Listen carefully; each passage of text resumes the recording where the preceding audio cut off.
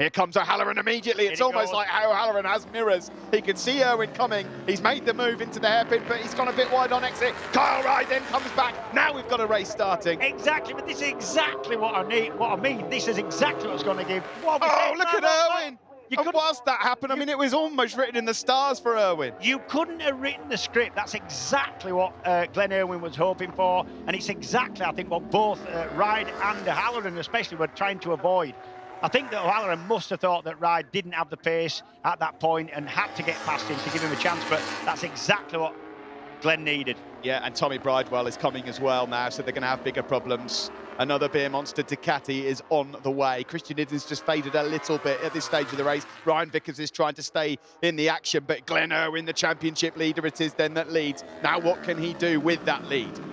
Well, deep again there from Bridewell. I'll tell you what it can do. It can do what I did yesterday, because I don't think anybody's got the kind of guts of the bike up the straight to put themselves in a position to do what Glenn can do. Look, they're not going to get near enough in the braking zones where they can do something with him. Well, Kyle Ryde was in this exact position yesterday, and all he did for 20 laps was just stare at the tail unit of a Ducati up ahead of him. I must say, on a 30-lap race, on a circuit like this, it is difficult to see what they were going to do different to keep Glenn behind them. You understand? I just couldn't see that coming. It's good 5-6 laps left here at Knockhill. Can anyone find an answer to Glenn Irwin, or is it going to be double delight for the number 2? Here comes O'Halloran again. He's having another nibble at Kyle Ryde down into the hairpin. Whoa, my goodness me. He nearly clipped the rear end of Irwin. And guess who this is working for? Glenn Irwin and Tommy Bridewell. Yeah, everybody else except them two. But there's not a lot they could have done different. I'm not saying they could. That was close. Oh, look at that. 6 inches off the back wheel of Glenn's bike. And he wouldn't have known what he did. And it looks like Tommy Bridewell must have gone through as well, perhaps, as he... Yes, he's gone through on Jason O'Halloran as a result of what happened. It's exactly the same thing that happened on a couple of laps before. O'Halloran made the move, and he's opened the door up to a Ducati. Yeah, but there's nothing else O'Halloran could have done. If he thinks he's got the pace over a lap, he's got to take a risk. This is the nature of an intense little circuit like this. That said, it looks like Kyle might be a little bit closer this lap, but I can't see him being able to do anything with Glenn. I just can't. Round the hairpin we go. Lap 27 of 30 about to begin. Here comes Irwin then over the line. Then it's Kyle Ryde, Tommy Bridewell again. Another decent lap from him there. In the late 47 still. Glenn Irwin and Kyle Ryde out front. And you know, Glenn's played this absolutely perfect. The only difference is I think he would have thought a mistake would have been, not a big mistake, but a tiny one like that would be coming earlier than it did. He had to wait a long time for it. But round the circuit like this and 30 laps, it's going to happen, I think. Ducatis then look like they're going to have a good weekend here. Glenn Irwin set at the moment for win number 2 of the weekend. Where does his teammate feature in this? Kyle Ryde's not given up yet, but he just can't find a way through. Well, the way through would be get yourself somewhere near down. Oh, Irwin's gone down! You can't believe it!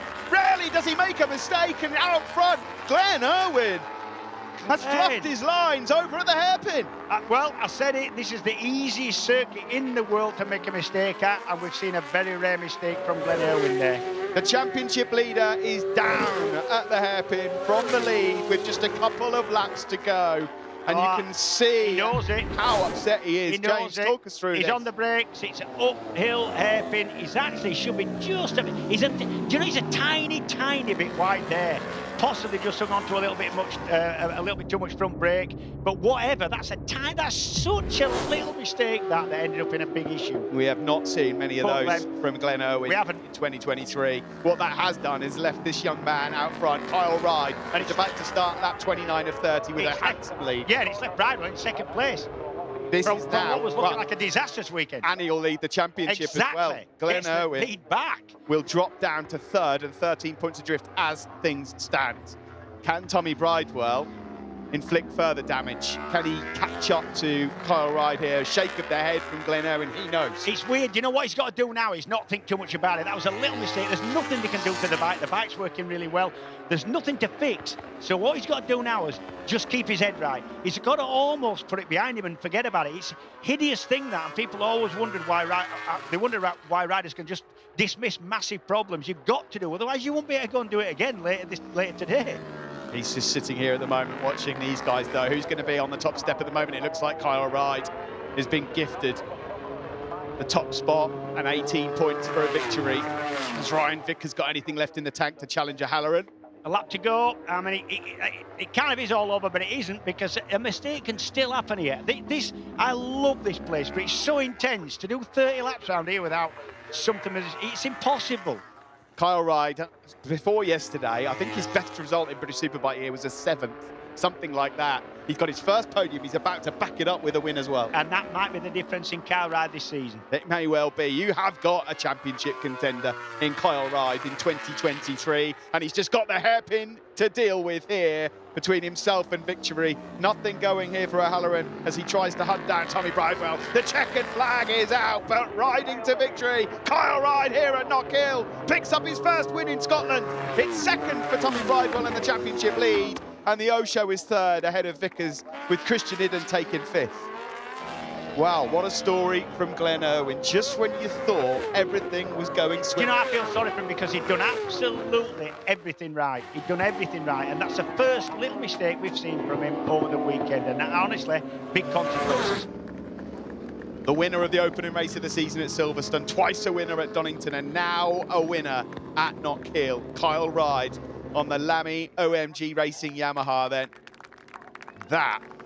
that's this weekend is the proof in the pudding of what Kyle Ryde we have in store. Well, I'm keeping my powder dry, but I think it's a big sign, is that, from the lad. Statement and a half. Yeah, I think so. And even if Glenn had stayed on, it would have still been another P2 for Kyle Ryde. It would. But that is the major story. You can see here a round of applause for Glenn Irwin. And I'm just going to say, look, every applauding. You know, criticising people when riders when something like that happens, you've got to be a rider at that pace to understand what a tiny mistake that was. Poor Glenn. Keep your chin up, lad. Yeah, another one coming later on this afternoon for Glenn Irwin to try and put right what just went wrong there. But it's going to be celebrations for Kyle Ryde again as he enters pit lane. His 4th win of 2023. Here are the results. They are in after the crash from Glenn Irwin. Ryde picks up the pieces and wins ahead of Tommy Bridewell. Another good ride, that. Then Jason O'Halloran was 3rd, Ryan Vickers 4th. Idden was 5th ahead of Jackson Stacey. Tom Neve with a really good top 10 there ahead of Josh Brooks and Leon Haslam. Danny Buchan from the back of the grid was 11th with Dean Harrison in 12th. Jack Kennedy was 13th ahead of Mossy, and the final point went to Jack Scott ahead of Hector Barbara. This is how it looks in the standings then. Glenn Irwin was 3 up before this race. He's now 13 down. Tommy Bridewell, his teammate, again retakes the lead of the championship, 4 up on the race winner, Kyle Ryde. There were points for Josh Brooks and Leon Haslam, but they're 19 and 21 points adrift. Jason O'Halloran with another podium is 49 down